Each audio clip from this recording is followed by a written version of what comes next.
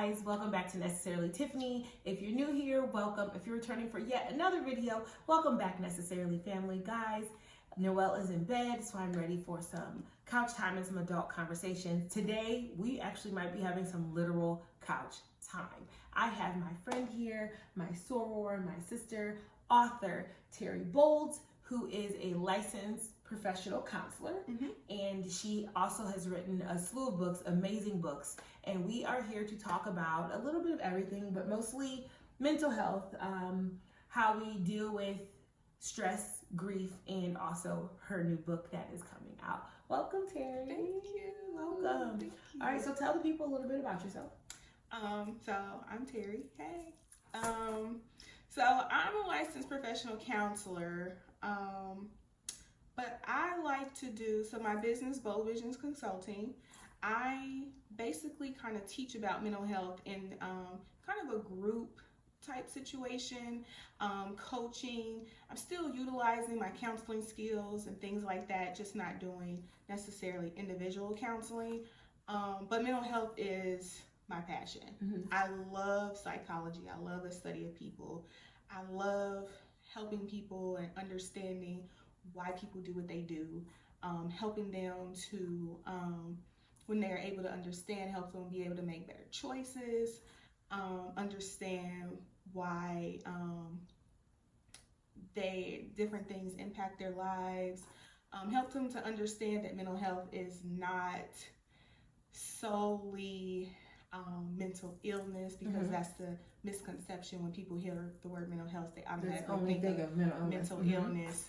So just, that's my passion, that's my goal, love what I do. That's pretty much, I'm basic. Okay, so we're gonna jump right into it, guys. I'm so excited. Terri, tell us about this new book.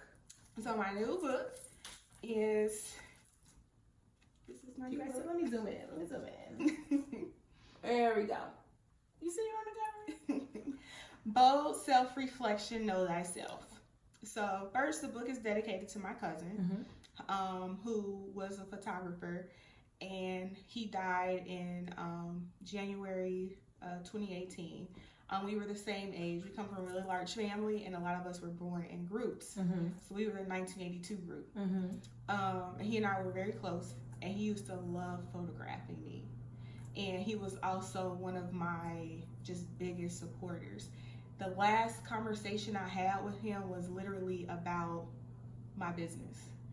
And he was going over notes about, you know, what he wanted to do.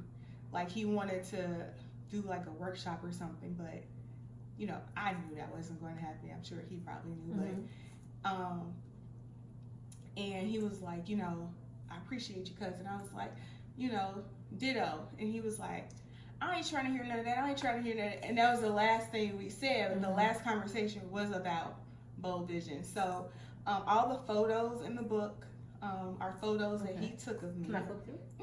Sure. And I use the pictures to tell the story that I'm talking about in the book. And in the book, I just kind of, Bold Self-Reflection, Know Thyself is just basically helping the woman understand who she is. The ugly, the good, the bad. A lot of times we don't want to be honest with who we are, how we contribute to mess, how our mess has led us down the path they led us down. We don't want to acknowledge things because of embarrassment. And this is just a really good book. I talk about some of my stuff in the book. Like my very first relationship, I was dating a married man and didn't know it. And I was traumatized once I found out about it, and I ignored so many red flags. But the bigger issue for me was because of the other stuff that happened in my life, I wasn't trusting my judgment. And so in the book, was this because you didn't trust your judgment before, or? It was because I had trust issues. Okay.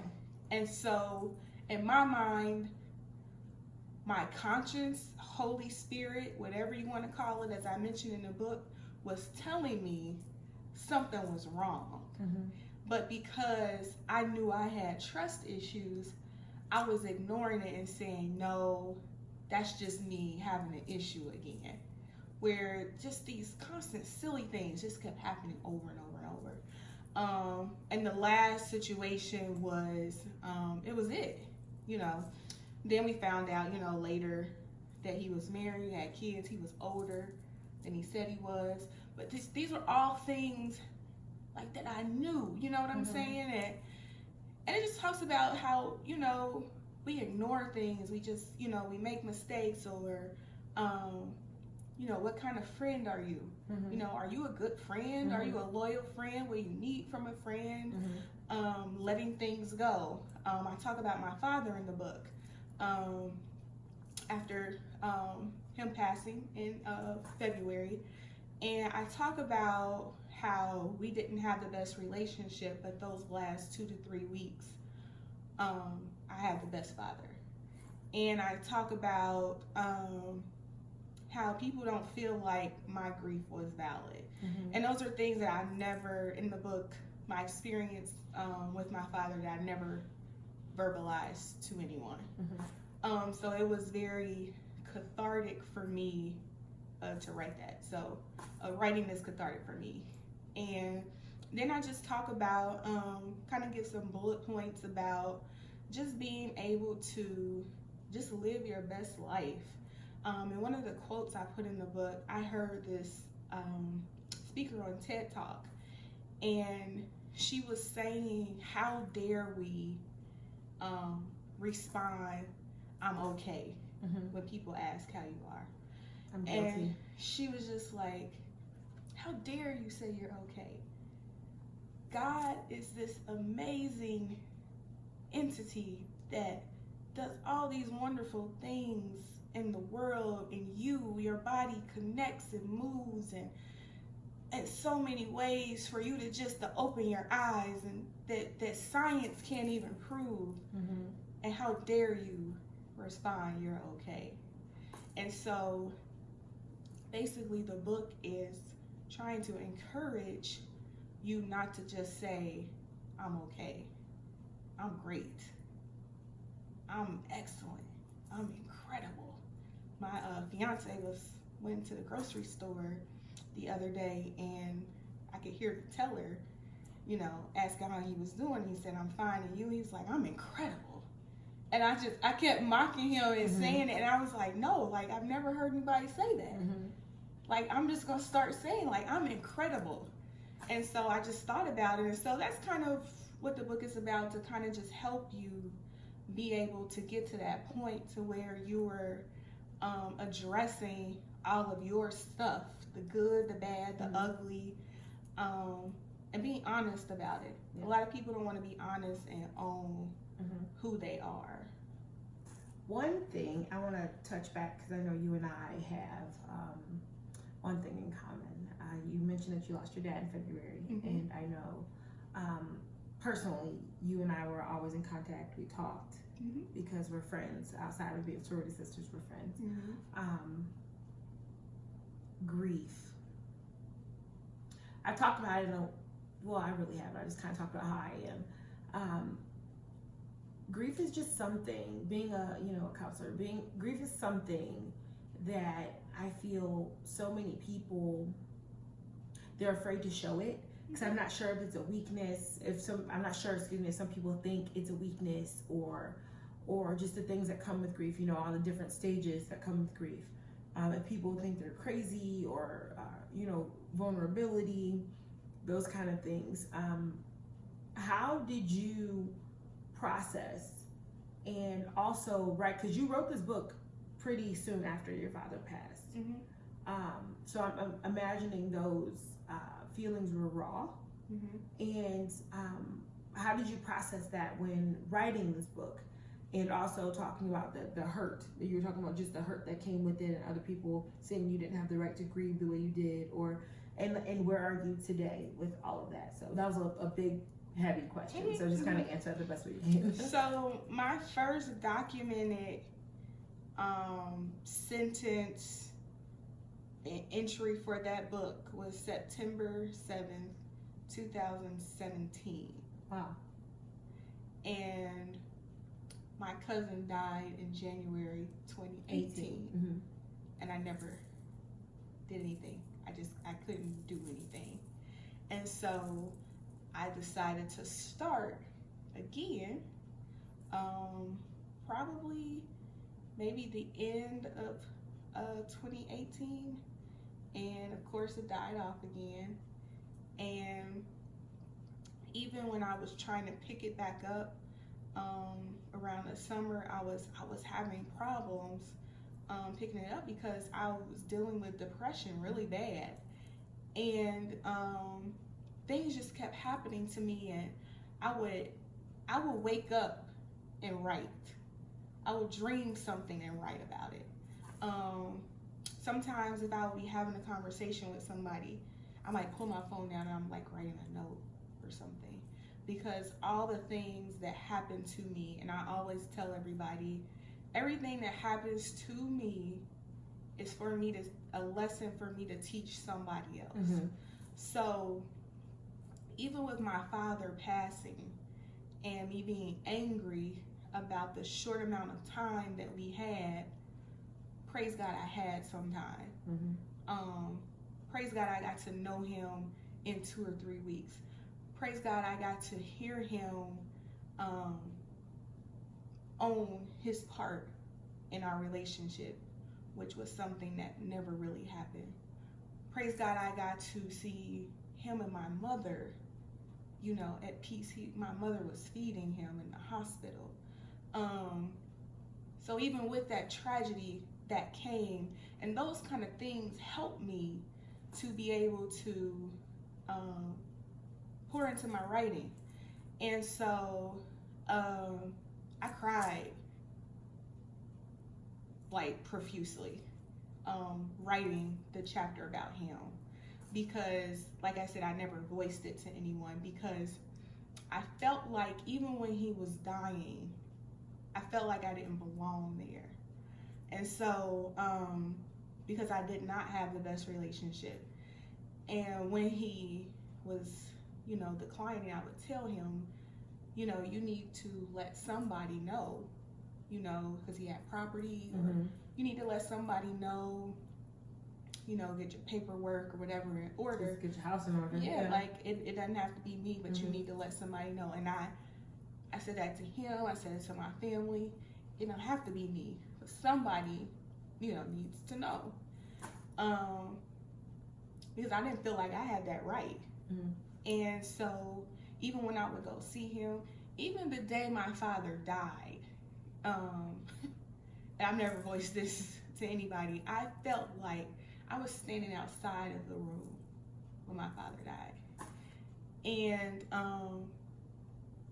he died before my sister and I could sign the do not resuscitate order. We needed time, and he passed before we could sign it. And my family was in a room, and they called us back, and they're like, you need to come back. And we were like, what happened? And I'm watching the monitors flatline, but I did not feel like I belonged in the room with my father when he died. So like I never went in there. And I just like keep all of that because I've been made to feel like I didn't belong there. So for me, writing that was it was really hard. But I had peace with him, and so I'm not upset about like our relationship or anything like that. I had peace. What I'm very hurt and distraught by the fact that I felt like that and I had nobody noticed. My mom was great. I had people there or whatever, but nobody noticed. And then the way that I was treated while he was dying, and then afterwards is really what added to the depression. But as far as my father, we were good, and I struggled with the anger piece so bad at one point that I didn't recognize myself. Like, I wanted to put my fist through a wall. And it scared me because I've never, like, I felt like I was in somebody else's body. And I just remember telling people, like, I don't even know what this is. I've never felt this. And then I wouldn't get up. I wouldn't get out the bed. I wouldn't go anywhere. Headaches. Any type of situation now in my life, I don't care who you are, what the situation is, church, school, work, sorority, whatever. If it is a situation that is going to disturb my peace, I will vacate. Job, wherever. I won't, because life is too great. Life is not just okay. And I'm not going to sit in a situation that's going to tear me down, where I could be doing something lovely, enjoying life, or smiling, or what have you. So I shut down a lot. I didn't do a lot of things. Sometimes I let people over, sometimes I didn't. I would reach out when I wanted to, do things. But the book really, and I had to really push myself and say, I gave myself a deadline and said, you have to get it finished in this time. And I don't write like that. I only write when I'm inspired. So needless to say, I didn't meet the deadline. Right. Because I wasn't inspired. And then, like, within like 2 or 3 days, all of a sudden, like, all these things start coming. And I was writing, and somebody said something, and I'm like, oh, I need to put that in there. I need to put that in there. And it all came together when it needed to come together. But in my very first book, I talk about not holding a grudge against my father or my mother, because people do what they know, and you can't hold people accountable for what they're unwilling or unable, to fulfill.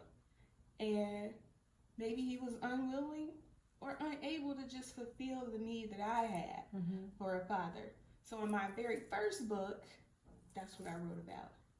And then in this book was the end of that relationship.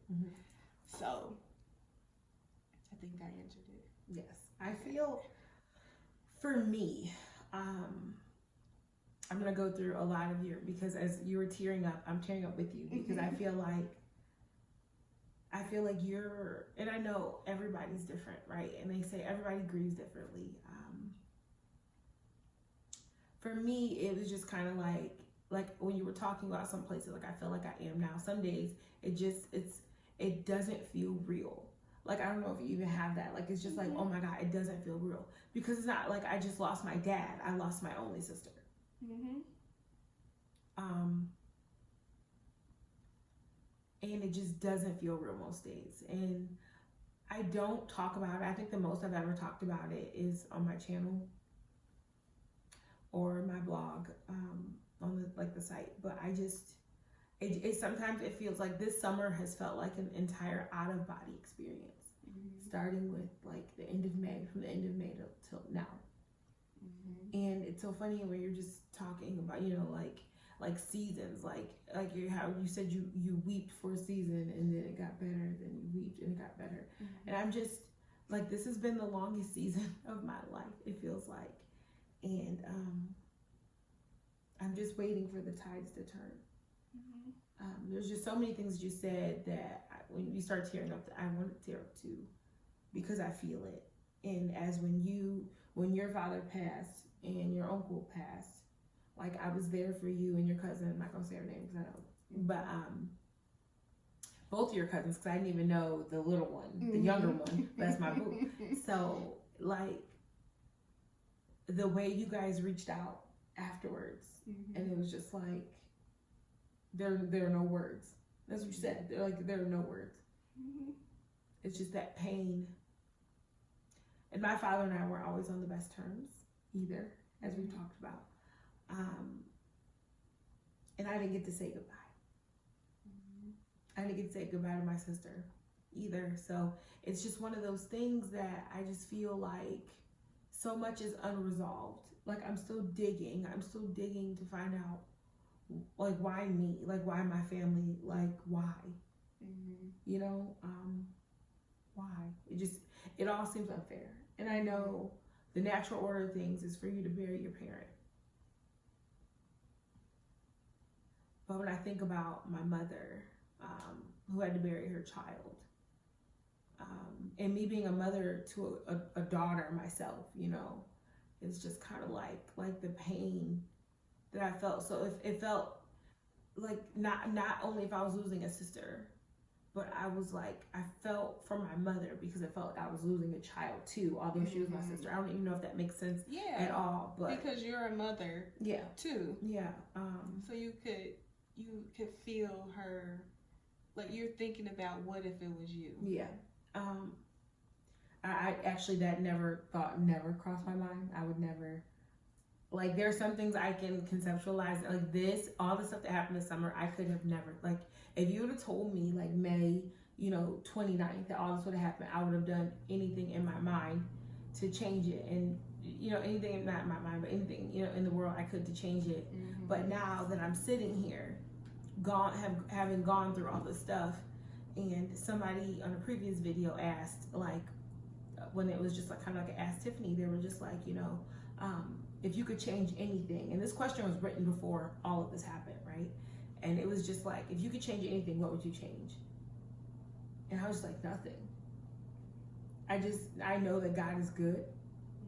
I know that in my pain, in my mourning, will come joy. I don't know when, I don't know where, I don't know how, but I just have to trust that, that there's going to be some joy there. And I do feel you. Like, I'm at that point now, because you leave the house because you came over here. I don't really leave the house. I really don't like it. I put on makeup for y'all because any other day, I don't know, like, I don't know where I am. And it's not depression. Like, I know depression. This is not, it's really me starting to mourn, like the mourning process. Because I feel like when my father passed, we were, planning his service, making sure everybody else was good. And I was ready to mourn, and I told my sister that, and she died less than a week later. So I wasn't able, I had to stop that abruptly because I had to, take care of that stuff.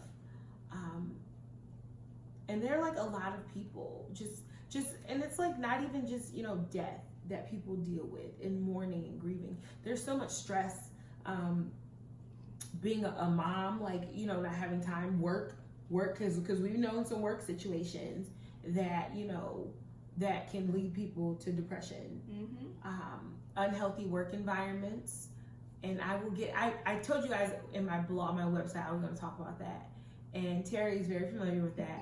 And I promise one day, I can't say soon, but I'm telling you, before 2020 is over, I'm going to go ahead and just give y'all all of it. Like, I might do receipts too, but let's see how petty, how the spirit of pettiness comes over me at that time. But just telling you guys, just work depression. I know you and I have talked about it and had severe work anxiety. What are some things that you can suggest as, a counselor that people can do to kind of just reel in that anxiety, reel in the stress, and to practice self-care? So in those particular situations, because sometimes people feel as though work, family, or what have you, that there is no escape from the situations. So you feel like there is no escape, you have to create one. And you have to create something that is going to be beneficial or helpful to you. So maybe you can't necessarily leave your job per se. What can you do to help you get through that day? Do you need to stop in the middle of your day and take 15 or 20 minutes and go sit in your car? Do you need to sit and pray? Do you need to talk to somebody in the middle of your day? Do you need to wake up early to pray? Do you need to, do some kind of self-care thing? You have EAP services, most jobs. Look into that and get, you usually get 3 or 4 something sessions for free. And counseling is helpful. I recommend it for everyone. Definitely. Especially with EAP through work. When you get those 3 to 4 sessions, if you feel like you need more, you can carry over. But because a lot of people don't necessarily know the root of why this particular situation is setting them off so bad. So being able to talk those kind of things out can help you understand your cognitive behavioral flow, is what I call it. Cognitive behavioral therapy is what I base everything off of. You understand how certain events lead to certain thoughts or feelings to lead to this behavior, and this is the outcomes that you get. And so being able to understand yourself will help you to learn why you're getting this outcome. So EAP services, finding something, some kind of balance, something helpful that is going to help you throughout your workday. If it's somewhere where you can't, look for another job. If you have a family at home, talk to your family. Help them to help you. Because a lot of times we don't communicate what is going on with us, and we take it out on everybody. Well, include them. If they're your family, they should love you. They want to include them on what you need to take care of you in this situation. Use PTO.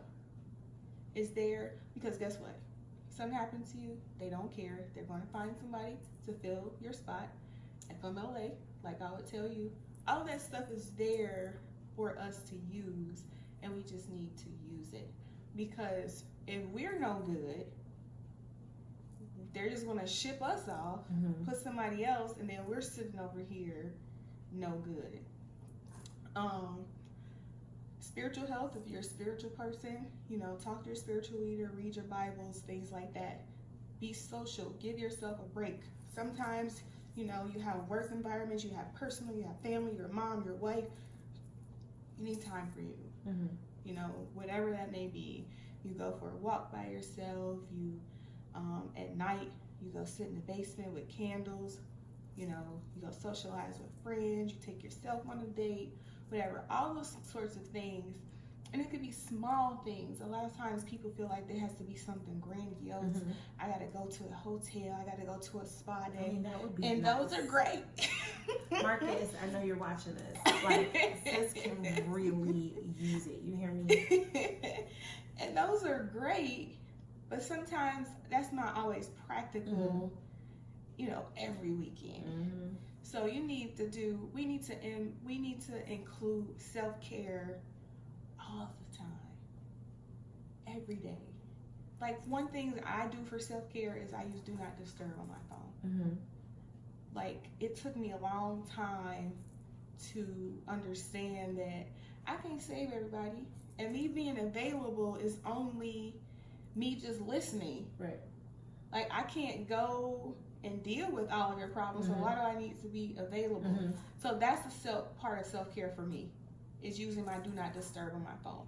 And whoever needs to, I can pick and choose who can come through. So y'all know when Terri don't be answering, she's picking and choosing y'all. And so that was something that, that was really, it was stressing me out because, family, friend, whomever, my phone will always buzz my emails, Facebook Messenger, people will email you about business, all times of the And night. then you have your personal and all your other. And I have a cousin who shall remain nameless, who sends DMs all the time, like 10 in a row. She'll be up at 2 in the morning, 3 in the morning. It's like, I'll be like, oh my God. I'm notorious for sending emails at 2 or 3 in the morning. That kind of stuff, I had to put my, that's something that I use. And I also, when I wake up in the morning, I set my alarm early enough for me to hit snooze and lay there for a minute, and I pray, and I get dressed every morning to some kind of gospel music or something. And so those kind of things for me helps set my tone, and it calms me down, and it's a part of self-care. And like I said, people think it's this one type of thing, but it's what you can do and what is going to be helpful to you within your means, and within practicality that makes sense. Yeah. Well, what you mean within your budget? I think for me, necessarily Tiffany is my self-care. I would hold so many things in how I was feeling, being a wife, being a mom. At the time I was nursing when I first thought of this concept, and I was just breaking down because I felt like I was giving so many pieces of myself to everybody, to everything, Then there's, this my family, my immediate family, my immediate external family. Then you got your cousins, then you got work. Then I have, my position at church. Then I have Zeta. So there were so many things I was giving, and I felt like there wasn't enough of me left for me, and one day my pastor, who's also a counselor, was just like, people need to see you, like not what you're trying to portray. So I was exhausted, and I was like, you know what, that's what it is. Like, this is gonna be my outlet for all my subscribers. I love you guys to listen to me. Some days I just rant. I don't know. Are you a subscriber? First of all, are you a subscriber? I am. Okay. I am. All right, just making sure. But just making sure that I have an outlet. So if I can write about it, or if I just take some time to record a video. As you see, I got my candle going. It's just me, lights, my camera. Some days Marcus, but it's me, some one-on-one time, just kind of telling the camera what it is. So I feel that. But my ideal self-care is an annual vacation just for me.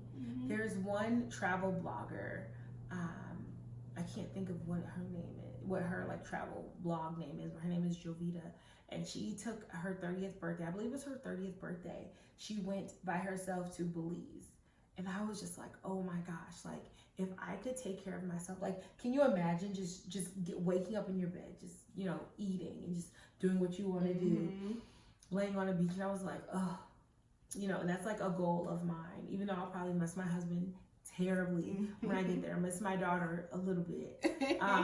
You see that there? No, I would miss them both terribly.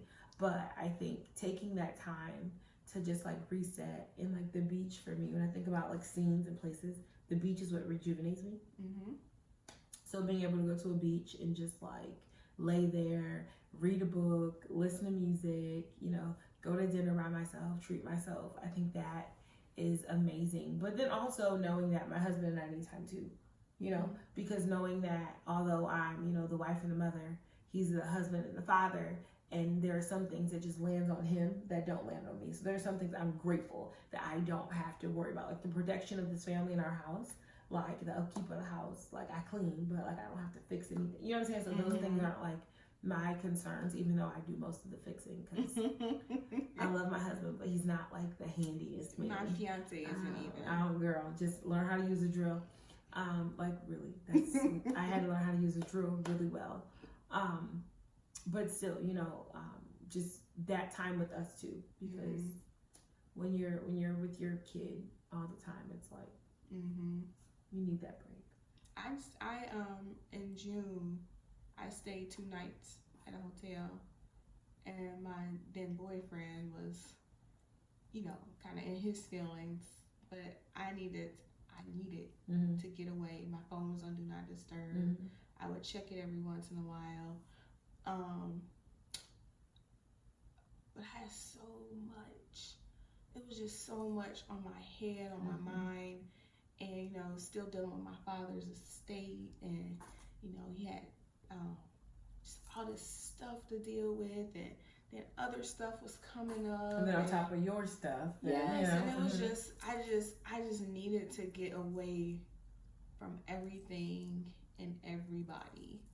And so I went to a hotel for 2 nights, and I wish I could have stayed longer, actually. I really wish, if the coins were right, if one of y'all have coins and want to donate to the Tiffany Needs to Sleep in a king size bed with room service funds, you just let me know.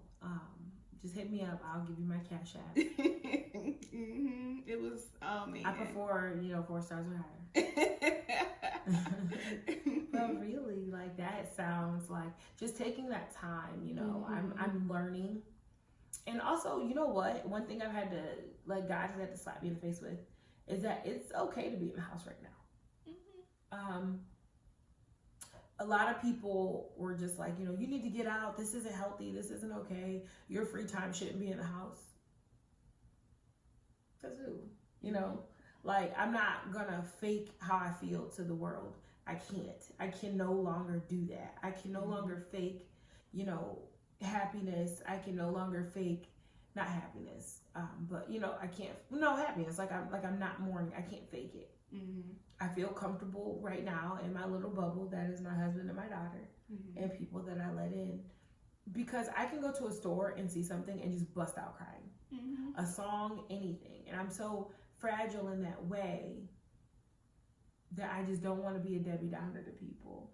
If that makes sense. Did you feel like that? And like, did you just want to? Just like I told you the other day, I was at the music festival and BBD was performing, and I'm crying. To Poison? Yes.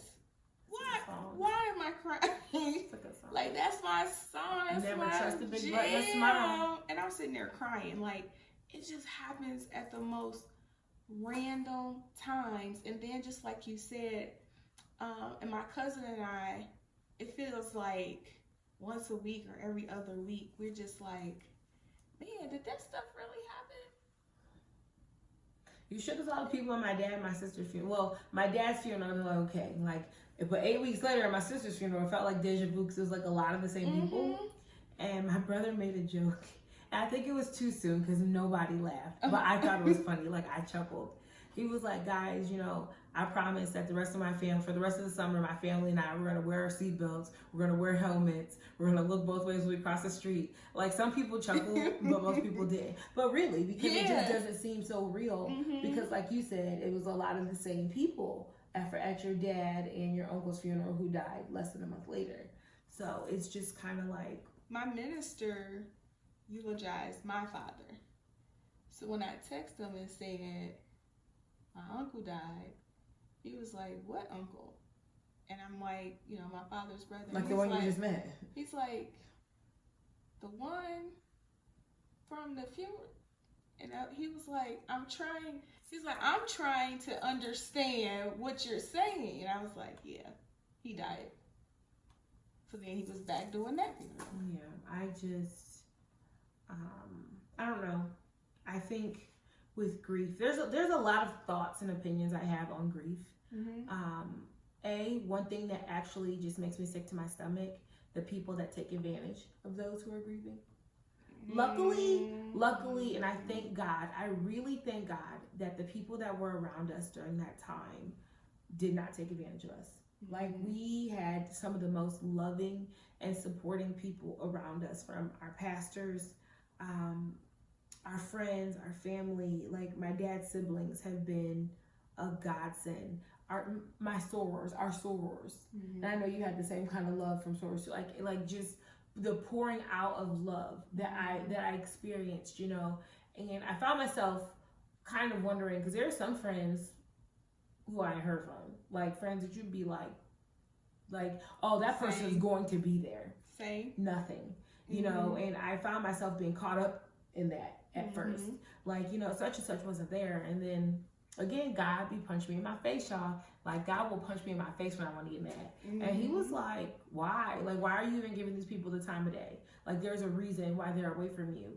Because God really sent his angels, like, to look after me at that time, you know, and my family. Because it was no swindling, there was no fighting, there was no arguing. It was genuine, like, love, care, and support. That's good.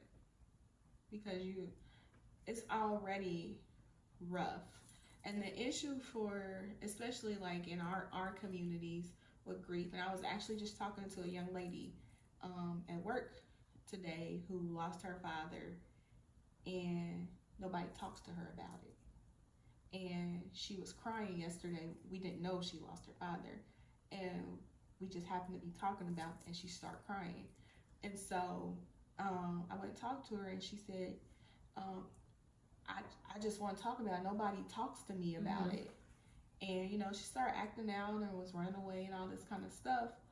But, you know, when somebody dies, it goes as follows. Somebody dies, you plan the funeral, everybody's together, meeting up, hugging. The funeral happens, then they go. Yes, they do.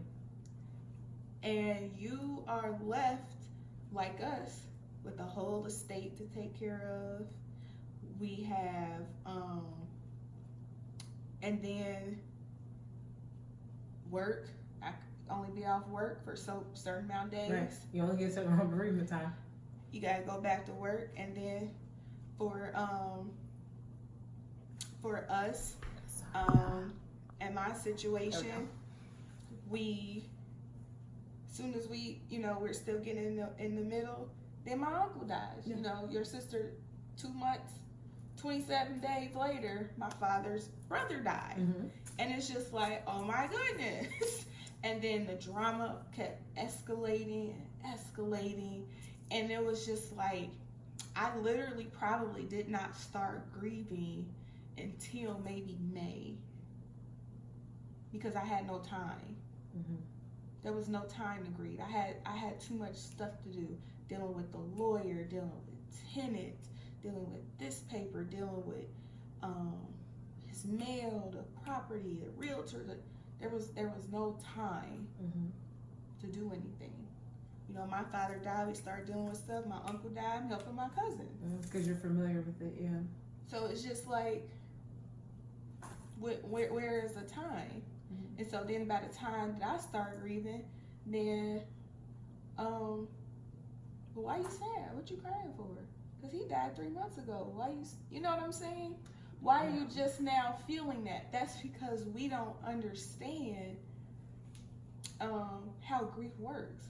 People think that you're supposed to cry for that time, that little week, when the person died that week, you're just supposed to be sad during that time.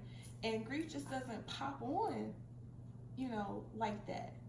And so, you know, you just send yourself some grace and allow yourself to feel the feelings. You have to allow yourself to deal with whatever is going on, because suppressing it does nothing. It's going to come back up at some other time. I think my issue is the grace part, because I feel like I feel like a terrible mother if I laid in bed all day. You know what I'm saying? I feel like a terrible wife if I just, you know, sat here and cried all day. My husband and my daughter have been absolutely amazing during this time.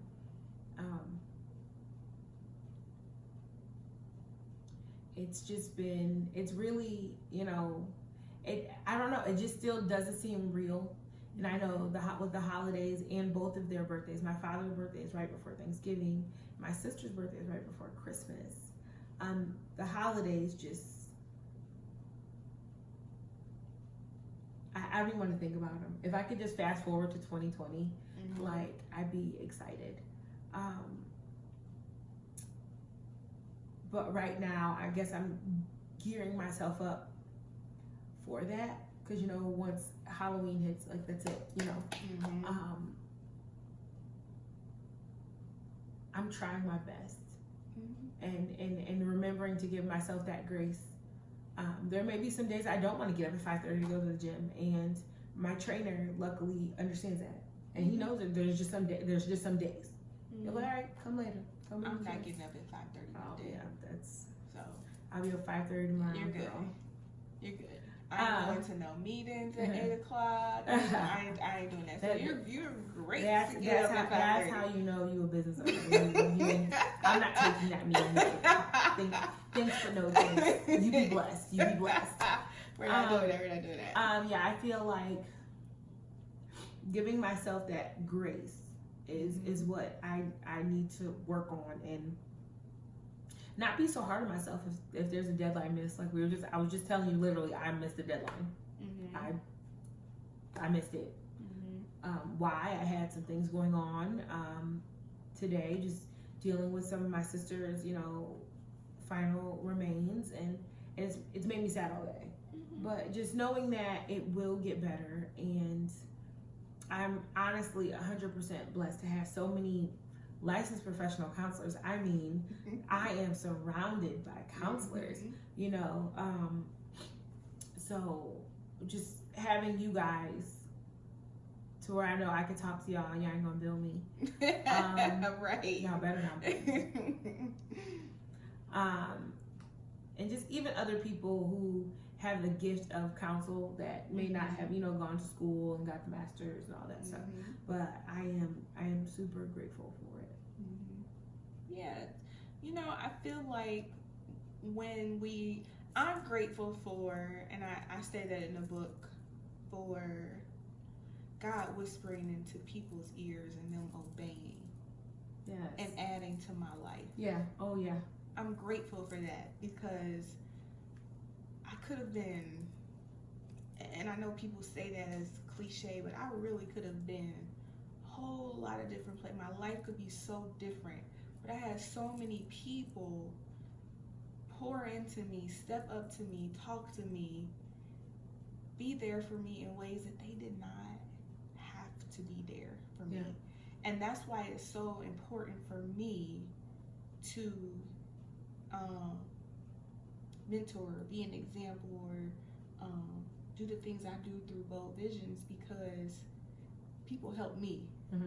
And because people help me, people saved my life, I feel like I owe it to God to glorify Him and do the same thing to other people. So we definitely need to acknowledge those situations, those people, those small instances, those little sparkles, those whatever they may be that show up in our life that are a positive or a sign of a silver lining, because I know people that will fight to see the negative. And that's draining and frustrating. And at this point in my life, I don't have time with the tug of war with you to, depending on who it is, I don't have time for the tug of war, because my goal in life is to see through and past that hurdle and that struggle. It's there, but I'm going to find a way to get over it. Yeah, definitely. I'm going to find a way. I'm going to get under. I'm going to get over it. Do I got to push it down? Can I solve it? Something. Yeah. I'm just not going to see the hurdle and say, my life sucks. This is it. Everything is over. I can't do it. That's it. So we have to be able to, in my opinion, for that goal of living or answering I'm incredible today, being able to see and acknowledge God's grace in everything. That's good. So that's good. Yeah. With that being said, I don't want to hold you because I know it's late. It's late like a mug. But I thank you for coming and talking to me, blessing my followers. Tell the people where they can reach you at, girl. They can reach me on, I'm not really good at Twitter, but I'm on Twitter, Visions Bold, and Instagram is Visions Bold as well, BISIONS, Bold, BOLD, and Bold Visions Consulting, LLC on Facebook. My website is www.boldvisionsconsulting.com.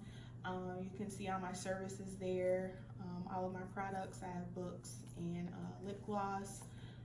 So yeah, check me out. So we're gonna zoom in one more time so you guys can see this book. Coming to theaters. Hey, this might be a movie. Come on. Speak that. Look. Speak that. Just let me be the main lead. Let me be the main lead. Coming to stores when, Terry? When's this available? September 21st. All right, guys. Thank you. I hope you guys have an incredible rest of the day after watching this, that you're having an incredible week, incredible month. You're incredible because God's incredible. Terry, thank you so much for coming and sitting on the couch. All right, guys. I love you. Bye. Night.